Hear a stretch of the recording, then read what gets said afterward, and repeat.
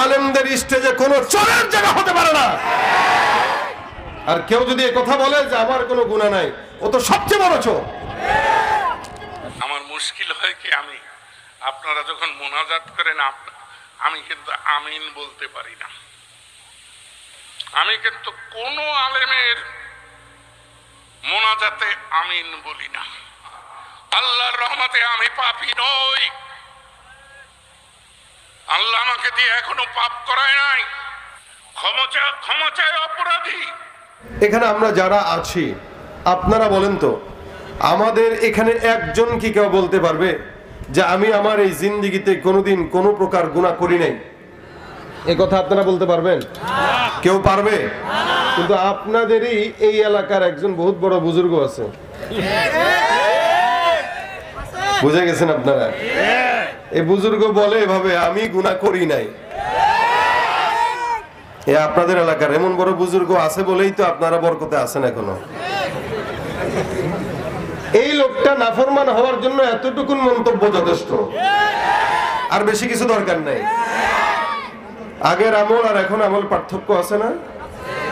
আগে যেন তেন নাস্তিক, মুরতাদ, বাম, রাম, এরপরে দুর্নীতিবাজ, চোর, চোট্টাদেরকে মাহফিলে জায়গা দিতেন, সভাপতি বানাইতেন।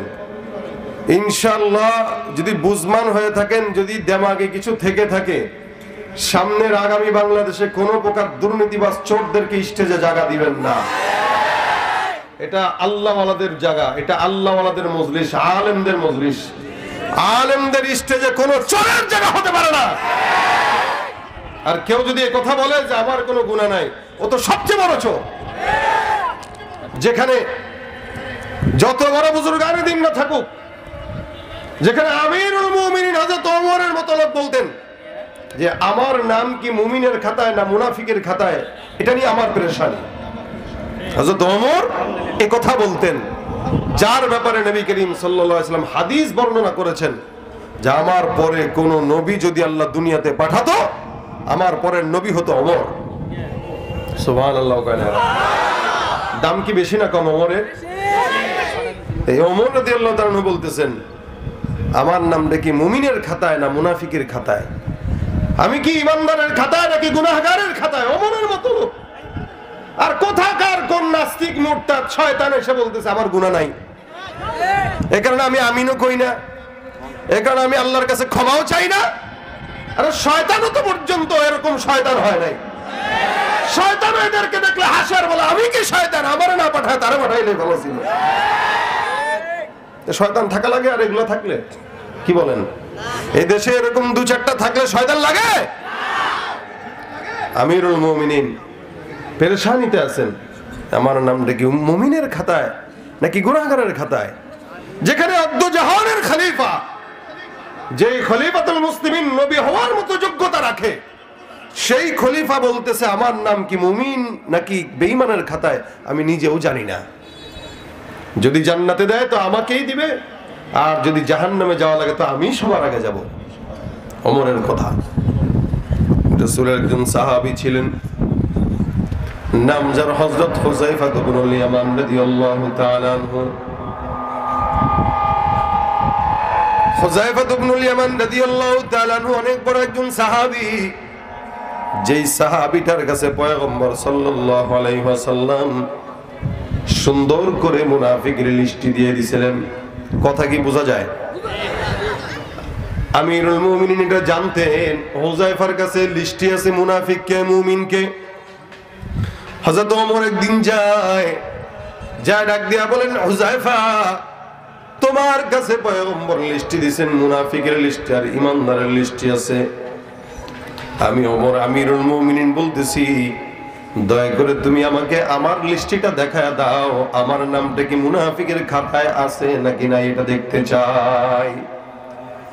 আমিরুল মুমিনিন হযরত ওমর ডাক দিয়ে বলেন, হুযায়ফা তোমার কাছে আমার নামের লিস্টটা কোন খাতায় আছে জানি না, তুমি একবারের জন্য দেখায় দাও। হুযায়ফা ডাক দিয়ে বলেন, আমিরুল মুমিনিন আমাকে আল্লাহর রাস্তে ক্ষমা করবেন, কেন আমি নিজেও জানি বলতে পারবো না, কারণ আমার পয়গম্বর মুহাম্মদুর রাসূলুল্লাহ সাল্লাল্লাহু আলাইহি ওয়াসাল্লামের নিষেধ আছে রাসূল বলতে নিষেধ করলেন, কার নাম কোথায় আছে এটা আমি ছাড়া, আল্লাহ ছাড়া আর কেউ জানে না।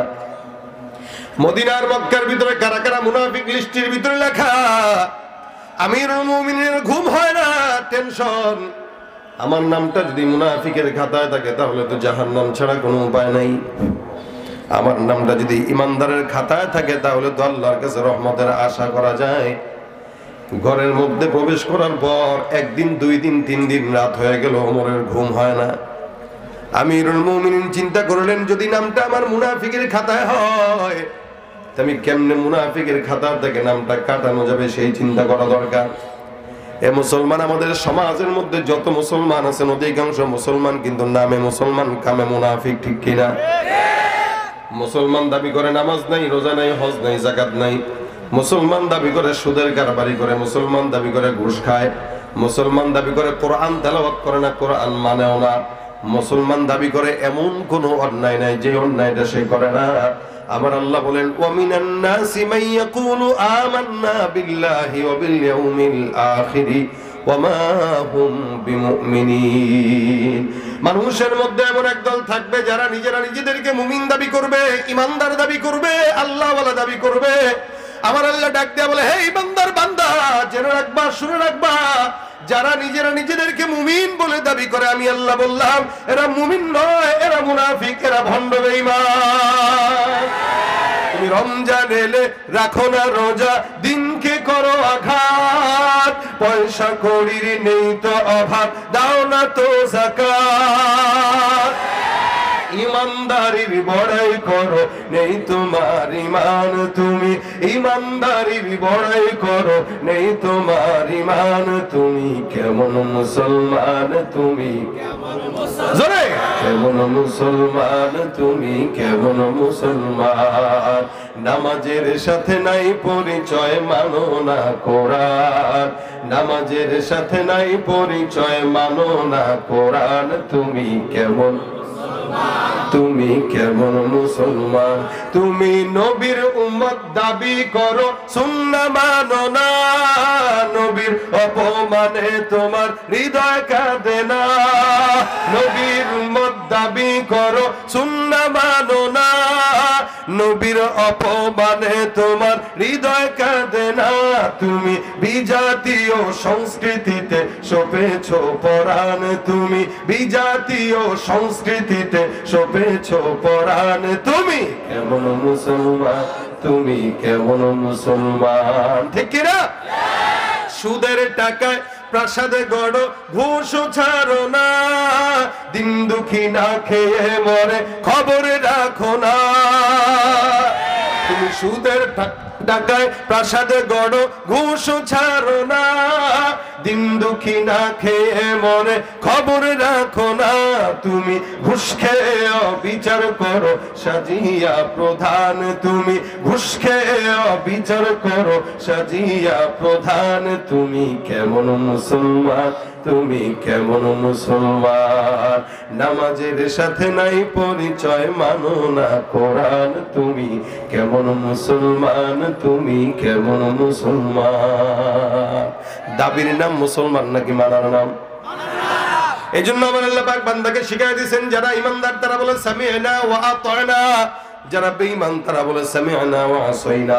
বেঈমানরা কান দিয়া ঢুকায় একদিক দিয়া, বের করে আরেক দিক দিয়া, আর ইমানদাররা কান দিয়া ঢুকায় দেমাগে নেয়, অন্তর দিয়া অনুধাবন করে, আমল দিয়া পরিপূর্ণ করে, ঠিক কিনা? আমিরুল মুমিনিন ডাক দিয়া বলে, আমার নামটা কি মুমিনের খাতায় নাকি মুনাফিকের খাতায়? হুযায়ফা বলে না। ওমর বাসার মধ্যে যায়, ঘুম নাই, চোখের মধ্যে ঘুম নাই, আমিরুল মুমিনিন ঘুমায় না, পেরেশানি।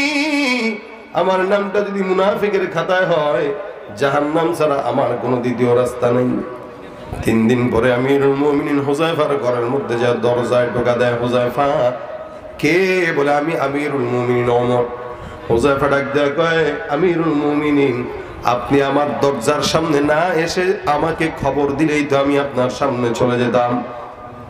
ওমর ডাক দেয়া বলে, হুযায়ফা একটা প্রশ্নের জন্য আসলাম, জবাব দিবা? আমিরুল মুমিনিন যখন বললেন জবাব দাও, হুযায়ফা ডাক দেয়া বলে, আমিরুল মুমিনিন বলেন, আপনার জন্য আমি তৈয়ার। হুযায়ফা ডাক দেয়া বলে, কি প্রশ্নের জবাব দেওয়া লাগবে? আমিরুল মুমিনিন ওমর ডাক দিয়ে কয়, হুযায়ফা, আমার কতদিন যাবত মাথার মধ্যে একটা পেরেশানি কাজ করে, আমি এই পেরেশানির মধ্যে আছি, বলো আমার ইন্তেকালের পর তুমি হুযায়ফা আমার লাশের জানাজার নামাজ পড়বা কিনা? আমিরুল মুমিনিন ডাক দিয়া বলে, আমার লাশের জানাজার নামাজটা তুমি পড়বা? বলে হ্যাঁ। হুযায়ফা ডাক দিয়া বলে, কি বলেন আমিরুল মুমিনিন, আপনার মতো একজন সাহাবী ওমর, যার ব্যাপারে পয়গম্বর বলেন নবী হওয়ার যোগ্যতা কারো নাই, ওমরের আছে। ওমর যদি আমার পরে কোন নবী হইতো, আমার পরের নবীটাই হইতো হযরত ওমর। আপনার মতো একজন সাহাবীর জানাজা আমি হুযায়ফা কেন পড়ব না? আমিরুল মুমিনিন, আপনার কাছে আমি ওয়াদাবদ্ধ নিয়ত করলাম, অবশ্যই অবশ্যই আল্লাহ যদি হায়াতে বাঁচায় রাখে, আপনার ইন্তেকালের পর আপনার লাশের জানাজার নামাজটা আমি হুযায়ফা পড়ব। হুযায়ফা রাদিয়াল্লাহু তাআলা আনহু সুন্দর করে ক্লিয়ারেন্স দিয়ে দেয়। আমিরুল মুমিনিন এবার খুশি হয়ে গেল, আলহামদুলিল্লাহ, আল্লাহ তোমার শুকরিয়া। হুযায়ফা ডাক দিয়ে বলে, কেন আপনি জিজ্ঞাসা করলেন? গভীর রাতে কেন ওই জানাজার নামাজের জন্য আমার দরজায় আসলেন? এবার আমিরুল মুমিনিন ডাক দিয়ে বলে, হুযায়ফা, গত 3 দিন আগে তোমার কাছে আমার নামটা কি মুনাফিকের খাতায় আছে নাকি ইমানদারের খাতায় আছে জানার জন্য জিজ্ঞাসা করলাম, তুমি বলো নাই। আমি জানি তোমার কাছে লিস্টে আছে, তুমি জানো মুনাফিক কে ইমানদার কে, সুতরাং আমি এটা জানি মুনাফিকের জানাজা অন্য কেউ পড়লেও হুযায়ফা পড়ে না। আমি তোমাকে জিজ্ঞাসা করলাম, হে হুযায়ফা, আমার লাশের জানাজার নামাজটা তুমি পড়বা কিনা বলো।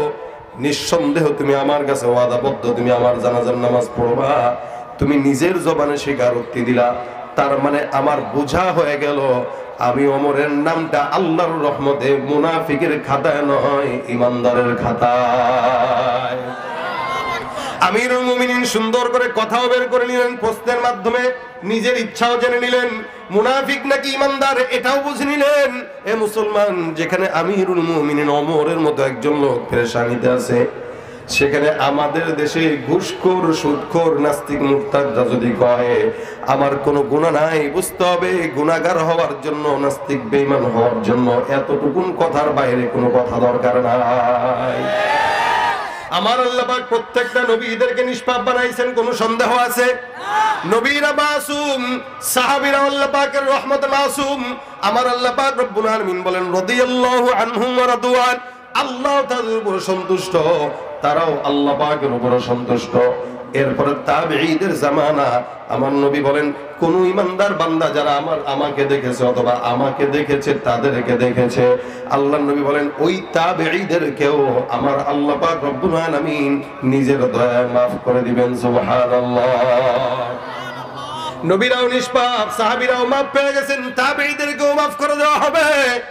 এরপরের যুগ থেকে আজ পর্যন্ত যত বান্দা জমিনের মধ্যে আছে, প্রত্যেকটা বান্দার গুনাহ আছে না নাই?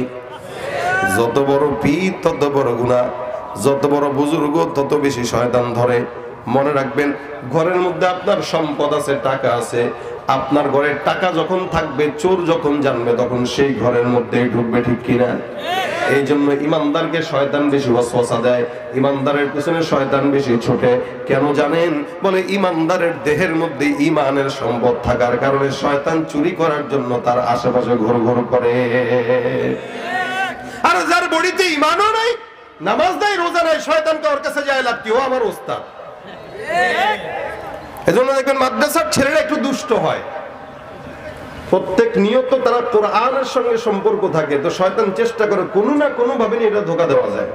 কিন্তু আল্লাহর রহমতে ইল্লা ইবাদাকা মিনহুমুল মুখলাসিন, আল্লাহর মুখলিস বান্দাদেরকে শয়তান ধোঁকা দেওয়ার চেষ্টা করে, লেকিন সফল হয় না, কিন্তু চেষ্টা করে।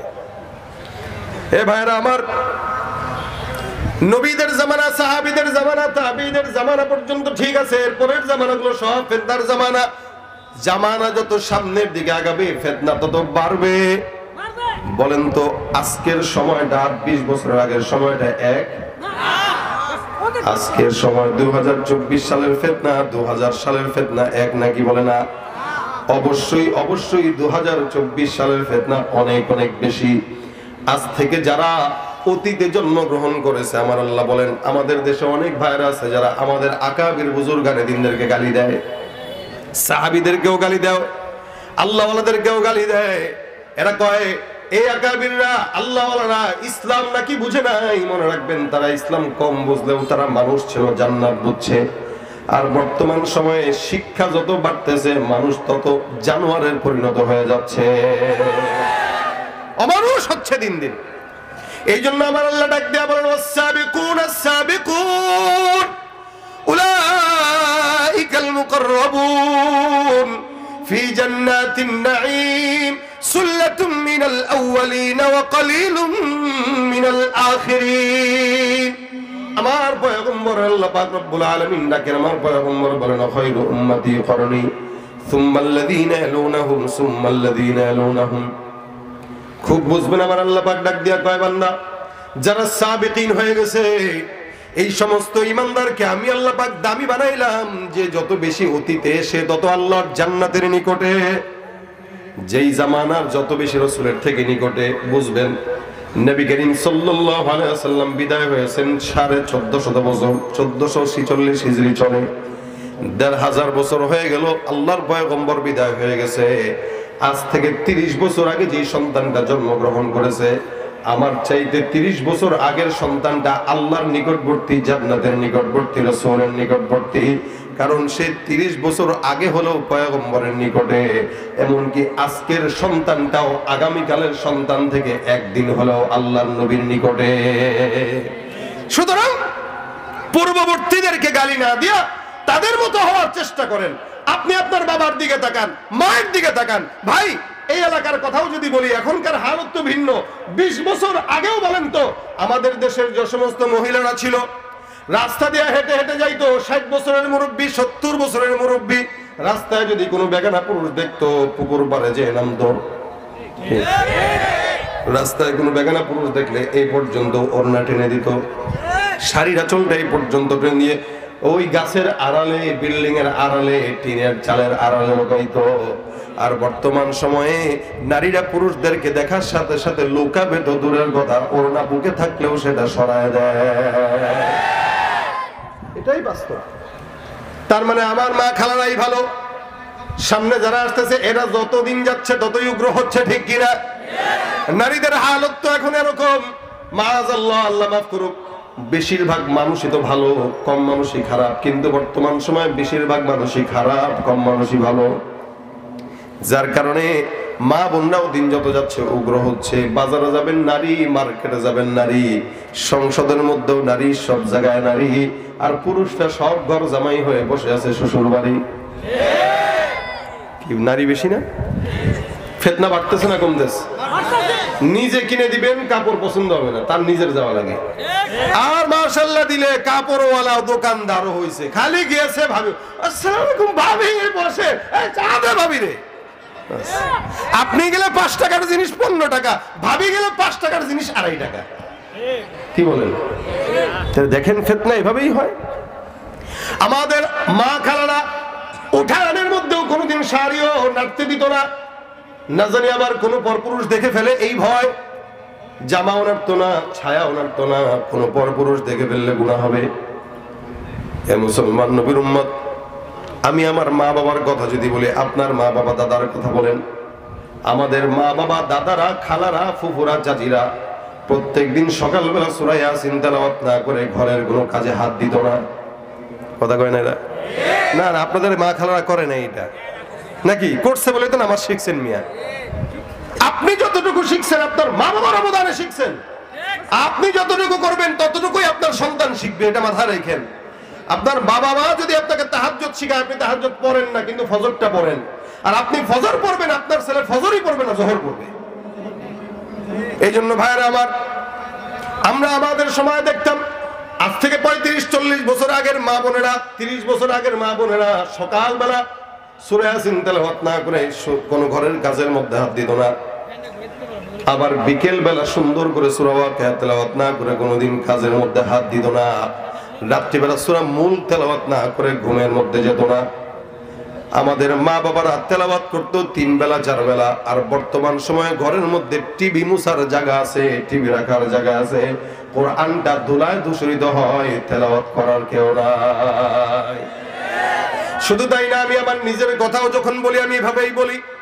আমি আমার ছোটবেলার থেকে বুঝ হওয়ার পর থেকে এখনো পর্যন্ত দেখি আমার ঘুম ভাঙতো ছোটবেলায় যখন ঘুমাইতাম ফজরের নামাজের পর আমার ঘুম ভাঙতো আমার বাবার তেলাওয়াতের আওয়াজে। আমার বাবা তো আলেম না, সাধারণ তাবলীগের মেহনতের কারণে আমাকে আলেম বানাইছেন। প্রায় 40 বছর যাবৎ সচিবালয়ে চাকরি করছেন একজন সরকারি অফিসার, কিন্তু দাওয়াত ও তাবলীগের মেহনতের কারণে আল্লাহ পাক রব্বুল আলামিন বুঝ দিয়েছেন, যার কারণে সন্তানরা আলেম বানাইছেন। কিন্তু আল্লাহর রহমতে আমার বাবার 76 বছর হয়ে গেল প্রায়, আমি আমার বাবাকে এমন কোনো দিন দেখি নাই যেদিন 2-3 বেলা কোরআন তেলাওয়াত না তেলাওয়াত করছে। যার কারণে ছোটবেলায় ঘুম থেকে যখন জাগতাম বাবার কোরআন তেলাওয়াতের আওয়াজে ঘুম ভাঙতো, আমার মায়ের জিকিরের আওয়াজে ঘুম ভাঙতো। আর বর্তমান সন্তানদের ঘুম ভাঙে মা বাবার মোবাইল, ফেসবুক আর ইউটিউবের আওয়াজে।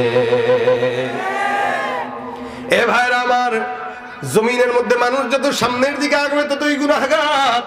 এই কারণে আমার আল্লাহ পাক রব্বুল আলামিন বলে গুনাহ তো হয়ে যাবে, বান্দার গুনাহ 24টা ঘন্টা হয়, কিন্তু আল্লাহ পাক বান্দাকে মাফ করে দেওয়ার ঘোষণা করে দিয়েছেন। অন্যান্য নবীদের উম্মতকে আল্লাহ পাক রব্বুল আলামিন মাফ করার ঘোষণা তেমন ভাবে করেন নাই। নবী করিম সাল্লাল্লাহু আলাইহি ওয়াসাল্লামের উম্মত হিসেবে আপনার আমার কত আল্লাহ পাক দাম দিয়েছেন। নবী বলেন সব নবীর উম্মতরা পিছনে থাকবে, আমার উম্মতরা আগে জান্নাতে ঢুকবে, তারপরে অন্য নবীর উম্মতরা জান্নাতে যাবে। আমার আল্লাহ পাক রব্বুল আলামিন বলে বান্দা টেনশনের কারণ নেই, গুনাহ যদি হয়েই যায়, পূর্ববর্তী নবীদের গুনাহ যখন হইতো, উম্মতদের গুনাহ যখন হইতো, গুনাহটা দরজায় লেখা হয়ে যাইতো, প্রকাশ হয়ে যাইতো। কিন্তু আল্লাহ পাক আপনাকে আমাকে এত সম্মান দান করলেন, যার কারণে আমাদের গুনাহ আল্লাহ পাক প্রকাশ করেন না। শুধু তাই নয়, কেউ যদি কারো অন্যায় আর গুনাহ জানে, নবী বলেন মান সাতারা মুসলিমান সাতারাহুল্লাহু ইয়াউমাল কিয়ামা, আমার আল্লাহ পাক আদেশ করেছেন কোন ইমানদার কোন সৃষ্টি হয় না, তাকে কি বলছে? তারপরে আসছে সম্পদ নাই, তাকে কি বলছে? তারপরে আসছে সন্তান নাই, তাকে কি বলছে? আরেকজন এসে ডাক দেয়, হুজুর আমার ক্ষেতের মধ্যে ফসল নাই। কয় যাও যাও বেশি বেশি ইস্তেগফার করো। আরেকজন এসে কয় হুজুর পেরেশানিতে আছি, সরকারের সময় স্বৈরাচারীর সময় মামলা দিছিল, ওই মামলা নিয়ে এখনো পেরেশানিতে। এমন কোন আমল শিখায় দেন যে আমলটার কারণে পেরেশানি দূর হয়ে যাবে। হাসান বসরি ডাক দেয়া কয় যাও যাও বেশি বেশি ইস্তেগফার করো। এতগুলা মানুষ আসলো, যারাই আসলো সবাই ইস্তেগফারের কথা বললেন। পাশে 2-4 জন মুরিদদান যারা আছে, এই মুরিদরা ডাক দেয়া কয় কি ব্যাপার হুজুর বুঝলাম না, সব বান্দাদেরকে একটাই আমল দিছেন মনে হয়, আর কোন আমল শিখেন নাই। সব মানুষের একই জিনিস। দেখবেন কিছু কিছু গ্রাম্য ডাক্তার আছে, যে রোগের জন্যই যাবেন না পায় এক্সট্রা, ওষুধ একটাই। পেট ব্যথা তো না পায় এক্সট্রা, মাথা ব্যথা না পায় এক্সট্রা, জ্বর তো না পায় এক্সট্রা। গুলিস্তানে আরো বেশি আছে, পল্টনে গুলিস্তানে মাজার ব্যথা, বাতের ব্যথা, পেটের ব্যথা, চোখের ব্যথা, মাথার ব্যথা, সব ওষুধ একটা, টাকা হইল 10 টাকা। হাসান আল বসরি ডাক দিয়ে বলতেছেন হুজুর এতগুলো মানুষ আসলো, আমল দিলেন একটা, কারণটা বুঝলাম না। হাসান বসরি বলেন এই আমলটা আমি নিজে দেই নাই, এই আমলটা আমার আল্লাহ পাক কোরআনের মাধ্যমে বান্দাকে জানিয়ে দিয়েছেন। সুবহানাল্লাহ। আমার আল্লাহ পাক ডাক দিয়া বলেন ফাকুল তুস্তাগফিরু রাব্বাকুম ইন্নাহু কানা গফফারা ইউরসিলিস সামাআ আলাইকুম মিদরারা ওয়া ইউমদিদুকুম বিআমওয়ালিন ওয়া বানিনা ওয়া ইয়াজআল লাকুম জান্নাতিন ওয়া ইয়াজআল লাকুম আনহারা। আমার আল্লাহ পাক রব্বুল আলামিন বলেন তোমরা বেশি বেশি ইস্তিগফারের আমল করো, কেননা কোন ইমানদার বান্দা গুনাহ করতে করতে করতে করতে যদি পাহাড় সমান করে ফেলে, আমি আল্লাহ পাক ওয়াদা করলাম বান্দা নেককার ভাবে ঈমানের সঙ্গে আমলের সঙ্গে ইস্তিগফার করবে, সব গুনাহগুলো আমি আল্লাহ ধুয়ে মুছে সাফ করে দিব। এটা হলো 1 নাম্বার, যারা গুনাহগার তাদের জন্য আমি আল্লাহর আয়াত। 2 নাম্বার ইউরসিলিস সামা আলাইকুম মিদরারা, কোন ইমানদার বান্দা যদি বৃষ্টি না আসে আসমান থেকে, ওই বান্দা যখন ইস্তেগফার করবে আমি আল্লাহ পাক রব্বুল আলামিন বান্দার ইস্তেগফারের কারণে আসমান থেকে বৃষ্টির ফয়সালা করে দিব। কোন বান্দা 3 নাম্বার ওয়াইউমদিদুকুম বিআমওয়াল, দোকানপাটে ব্যবসা বাণিজ্যে বরকত নাই, বেচা কিনাও নাই, সম্পদ নাই, বহুত সম্পদের অভাব। আমার আল্লাহ ডাক দেয়া কয় বাবা বান্দা ইস্তেগফার আদায় করো, আমি আল্লাহ পাক বান্দার ইস্তেগফারের মাধ্যমে সম্পদের মধ্যে বরকত দিব। আবার কারো যদি সন্তান না হয়, বিয়ে করছে সন্তান নাই, বান্দা ইস্তিগফার করবা, ওয়ায়ুমদিদকুম বিআমওয়ালিন ওয়া বানিন, আমি আল্লাহ ইস্তিগফারের মাধ্যমে তোমাকে সন্তান দিয়া ভরপুর বরকত দিয়ে দিব। ওয়াজআল লাকুম জান্নাতিন ওয়াজআল লাকুম আনহারা, ফসলে বরকত না হয়, বান্দার যত প্রকার বরকত দরকার আসমান থেকে ফায়সালা করে দিবেন কে?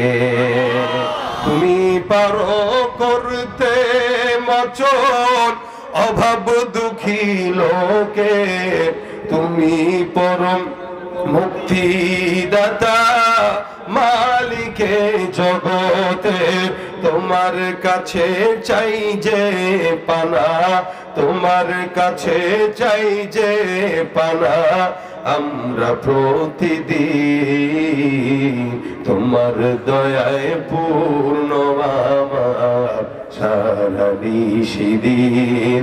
আল্লাহ তুমি দয়ার সাগর, আল্লাহ তুমি দয়ার সাগর, রহমানুর রহিম, তোমার দয়ায় পূর্ণ আমার সারা নিশিদিন। কার দয়া? আমার পয়গম্বর বলেন, মাল্লাজিমাল ইস্তিগফার জাআলাল্লাহু লাহু মিন কুল্লি হাম্মিন ফারজা ওয়া মিন কুল্লি দীকিন মাখরাজা ওয়া রাযাকাহু মিন হাইথু লা ইয়াহতাসিব। কোন ইমানদার বান্দা যখন জবানের মধ্যে ইস্তিগফারকে লাজিম বানায় নেয়, আমার আল্লাহ ওই বান্দাকে সহযোগিতা করা আল্লাহর জন্য লাজিম বানায় নেয়। ইউমাত্তিউকুম মাতাআন হাসানা, ইউমাত্তিউকুম মাতাআন হাসানা, দুনিয়ার যত মাতা দরকার, যত ভোগ সামগ্রী দরকার, কল্যাণ ভোগ সামগ্রী দরকার, সবকিছু আল্লাহ পাক ইস্তিগফারের মাধ্যমে বান্দাকে দিবে। কতদিন? ইলা আজালিন মুসাম্মা, নির্দিষ্ট সময়ে, মওত পর্যন্ত। সুবহানাল্লাহ। তাহলে আপনার ইস্তিগফার পড়া শুধু কি হুজুরের জন্য দরকার নাকি ব্যবসায়ীর জন্য দরকার? আপনার যদি গুনাহ মাফের জন্য ইস্তিগফার করতে মন না চায়, আপনি বড়লোক হওয়ার জন্য হইলেও পড়েন। কারণ এই দেশে বড়লোক হইতে চায় না এমন কেউ নেই, সবাই ধনী হতে চায়, কিন্তু আগায় হইলো উল্টা পথে, ভাও পথে আগায় না। ধনী হইতে চায়, নেতার খাতায় নাম লেখায়, দুর্নীতি করে, জনগণের টাকা চুরি করে তারপরে বাড়ি বানায়। এই জন্যই তো 16 বছরের পরে বাড়ি আর বাড়ি থাকে না, এটা পুরা ছাই খাই হয়ে যায়। এই যে টাকাটা কামাইছিল উল্টা পথে, ভাও পথে না। এই যে টাকাটা যদি ইস্তিগফার করে কামাইতো, বাড়ি জিন্দেগিতেও পড়তো না, সম্পদ পড়তো না, ক্ষমতা না থাকলেও বাড়ি টিকে থাকতো। ক্ষমতা আর বাড়ি উভয়টাই কামাইছে উল্টা রাস্তায়, যার কারণে একটাও টিকে নাই। এখানে যেটা দরকার ইস্তিগফার করেন। এক বান্দা আল্লাহর কাছে দোয়া করে, আল্লাহ আমার টাকা দরকার, আল্লাহ আমার সম্পদ দরকার, আল্লাহ আমার গাড়ি দরকার, আল্লাহ আমার ক্ষমতা দরকার। আরেক বান্দা কিচ্ছু কয় না, খালি আস্তাগফিরুল্লাহ আস্তাগফিরুল্লাহ আস্তাগফিরুল্লাহ। আল্লাহ পাক বলেন, আমি উডারে দিব না, এটারে দিব।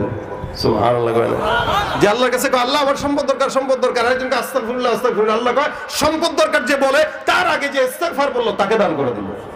কারণ সে ইস্তিগফার করছে, ভাও মতো আগাইছে, উল্টা পথে আগায় নাই। উল্টা পথে আগাবেন, সম্পদ থাকবে না, ওইটা জনগণের দখলে চলে যাবে। উল্টা পথে আগাবেন, ক্ষমতা জনগণের দখলে চলে যাবে। উল্টা পথে আগাবেন, কোন জিনিস আপনার থাকবে না, অন্যের কাছে যাবে। আর ভাও পথে আগাবেন, সবকিছু আল্লাহ পাক আপনার জন্য স্থায়িত্ব দিবে। দুনিয়াতে যেটা থাকার ওটা থাকবে, যেটা না থাকার ওটা আখিরাতে জমা হয়ে জান্নাতের মেহমান হয়ে আপনি ওখানে যা ভোগ করবেন। এই জন্য ভাই, যুবক, মুরব্বী, ছাত্র, সবার জন্য কথা একটা, আমার জন্য কথা একটা। হাতের কাজ আছে, পায়ের কাজ আছে, জবানের আমাদের কোনো কাজ থাকে না। আমরা জবানের কাজ উঠায় রাখবো। দোকানপাটে বসে রয়েছি, রিক্সা চালাই দিছি, অটো চালাচ্ছি, হুন্ডা চালাচ্ছি, কাজ কাম নাই, কিচ্ছু নাই। চায়ের দোকানে বসে গীবত শেখায়েত না করে যতক্ষণ সময় হয় আস্তাগফিরুল্লাহ আস্তাগফিরুল্লাহ আস্তাগফিরুল্লাহ। প্রতিনিয়ত নবী করিম সাল্লাল্লাহু আলাইহি ওয়াসাল্লাম বলেন, আমি নিজে রাসূল হওয়ার পরেও 100 বার ইস্তিগফার করতাম। তারা রাসূল যদি 100 বার পড়েন, আমাদের তো 1 কোটি বার পড়া দরকার। কিন্তু আমরা একবারও পড়ি না, আমাদের মনেও থাকে না। এজন্য অন্তত প্রত্যেক দিন কমাস কম 100 বার যদি ইস্তিগফার করেন, ইনশাআল্লাহ হার লাইনে আল্লাহ পাক বরকত দান করবে। 5 ওয়াক্ত নামাজের পরে 20 বার করে পড়ে ফেলেন না, সহজ। আমি আপনাদেরকে আমল দিতেছি না, আমি আল্লাহর আমলটা আপনাদের কাছে নকল করে বলতেছি। প্রত্যেক দিন যদি কমাস কম 20 বার করে 5 ওয়াক্ত নামাজের পরে পড়েন, 100 বার খুব আসানের সঙ্গে হয়ে যায়। 20 বার পড়তে 20 সেকেন্ড লাগবে, এর বেশি লাগবে? 20 সেকেন্ড লাগবে, এর বেশি লাগবে না। তা আপনি যদি প্রত্যেক দিন পড়েন, আপনার দোকানে বরকত নেই, আপনি পড়েন। আপনার মাদ্রাসা চালাইতেছেন, মাদ্রাসার সহযোগিতার জন্য আপনি পড়েন। মসজিদ চালাচ্ছেন, মসজিদ চলে না, টাকা নাই, মসজিদ গড়া দরকার, আপনি পড়েন। আপনার বিবি সংসারের কথা শুনে না, উল্টা পাল্টা করে, আপনি ইস্তেগফার করেন। সন্তান বেয়াদব, ইস্তেগফার করেন। কোন বিপদ দরকার, কোন মুসিবত আর কোন পেরেশানি, এমন কোন মুসিবত দুনিয়াতে আসে নাই যেটা ইস্তেগফারের মাধ্যমে পূরণ হয় না। অর্থাৎ প্রত্যেকটা বিপদ ইস্তেগফারের মাধ্যমে দূর হয়, প্রত্যেকটা আশা ইস্তেগফারের মাধ্যমে পূরণ হয়। এই জন্য আজ থেকে ইনশাআল্লাহ আল্লাহ পাক আগে আমাকে আমল করার তৌফিক দেখ, এরপর আপনাদেরকে দেখ, বলেন আমিন। যখন সময় হয় জবানে কি উঠাবো? ইনশাআল্লাহ ইস্তেগফার, ইস্তেগফার। যত বিপদ মুসিবত আসুক, পেরেশানি আসুক, যুবকদেরকে বলছি, একসাথে 5 জন বন্ধু বসছেন, উল্টাপাল্টা কথা না বলে, খারাপ খারাপ কথা না বলে, বাস জবান দিয়ে ইস্তেগফারের আয়োজন উঠান। এত কষ্ট করে ঘুম বাদ দিয়ে আপনাদের কাছে আসলাম ভাই, এই একটা মাকসাদে কথাটা বললাম। আমার শরীরের কষ্ট, আমার সব কিছু, আমার এই ঘুম বাদ হওয়া, আমার এত দূরের সফর, আমার সব কিছু তখন সার্থক 10 জন মানুষ যদি আজকে এখান থেকে নিয়ত করেন যে আমি ইস্তেগফারটা আজকে থেকে পড়বো। এই মাহফিল কমিটির আয়োজন, আপনাদের বসা, সবকিছু সার্থক তখন হবে যখন একজন মানুষ এখান থেকে এই আমলটা বাসা পর্যন্ত নিবেন। আল্লাহ পাক আমাদেরকে আমল করার তৌফিক দান করুন। জবানে কোনো উল্টাপাল্টা শব্দ নয়, উল্টাপাল্টা কথা নয়, যতক্ষণ থাকবো জবানে আল্লাহর জিকির উঠাবো ইনশাআল্লাহ। রাজি আছি কারা কারা আজকে থেকে পড়বো? হাতটা উঠায় দেখায় দেন। আল্লাহ, আল্লাহ আপনি আমাদের জন্য সহজ করেন, আল্লাহ আমাদেরকে আপনি কবুল করেন, আল্লাহ আজকের মাহফিলকে নাজাতের ওসিলা বানায় দেন। যারা বলেন আমিন। যারা আয়োজন করেছেন আলহামদুলিল্লাহ, আপনাদের এই প্রোগ্রামে অনেক বড় বড় আলেমদের কাছে দাওয়াত দিয়েছেন, একে একে সবাই আসবে ইনশাআল্লাহ। আল্লাহ পাক রব্বুল আলামিন সারা দিনের ব্যাপী এই মাহফিলটাকে যেন নাজাতের ওসিলা বানায় এবং কবুল করে। এই কথা বলে আমি আজকের মতো এখানেই বিদায় নিচ্ছি। যা কথা বললাম সেগুলোর উপর আমাকে আপনাদের সকলকে আমল করার তৌফিক দান করুন। আমার তৌফিক ইল্লা বিল্লাহ।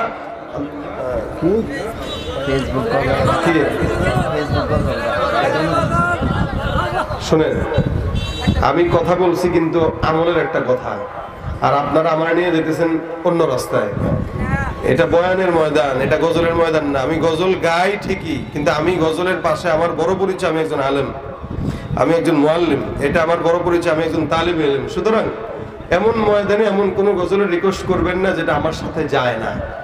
হ্যাঁ, গজল অনুরোধ করছেন, একটা গাবো, সবাই মিলে গাবো ইনশাআল্লাহ। আওয়াজ দিয়ে গাইতে পারবেন ইনশাআল্লাহ? কি হবে বেঁচে থেকে অযথা বিদ্যা শিখে যদি না গড়তে পারি শোষণবিহীন সমাজটাকে? কি হবে বেঁচে থেকে অযথা বিদ্যা শিখে যদি না গড়তে পারি শোষণবিহীন সমাজটাকে?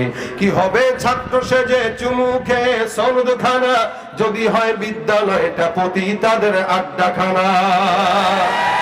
কি হবে ছাত্র সেজে চুমু খেয়ে সনদখানা যদি হয় বিদ্যালয়টা পতি তাদের আড্ডাখানা? এর চেয়ে মরাই ভালো, দেশ ছেড়ে যাওয়াই ভালো। কি হবে ধোকা দিয়ে বিবেকটাকে? কি হবে বেঁচে থেকে অযথা বিদ্যা শিখে যদি না গড়তে পারি শোষণবিহীন সমাজটাকে? কি হবে কিতাবাদির তালিম দিয়ে মাদ্রাসাতে যদি ওই খোদার কোরআন নিষিদ্ধ হয় আদালতে? কি হবে কিতাবাদির তালিম দিয়ে মাদ্রাসাতে যদি ওই খোদার কোরআন নিষিদ্ধ হয় আদালতে? কাফনের কাপড় মাথায় ময়দানে আয় ছুটে আয়, কাফনের কাপড় মাথায় ময়দানে আয় ছুটে আয়, বিলিয়ে দে না তোদের জীবনটাকে। কি হবে বেঁচে থেকে অযথা বিদ্যা শিখে যদি না গড়তে পারি শোষণবিহীন সমাজটাকে? কি হবে শেষ নবীজির উম্মত বলে দাবি করে যদি ওই নবীর চেয়ার কাদিয়ানীরা দখল করে?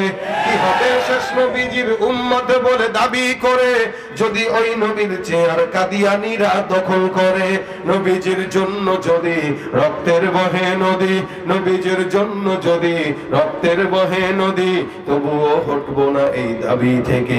কি হবে বেঁচে থেকে অযথা বিদ্যা শিখে যদি না গড়তে পারি শোষণবিহীন সমাজটাকে?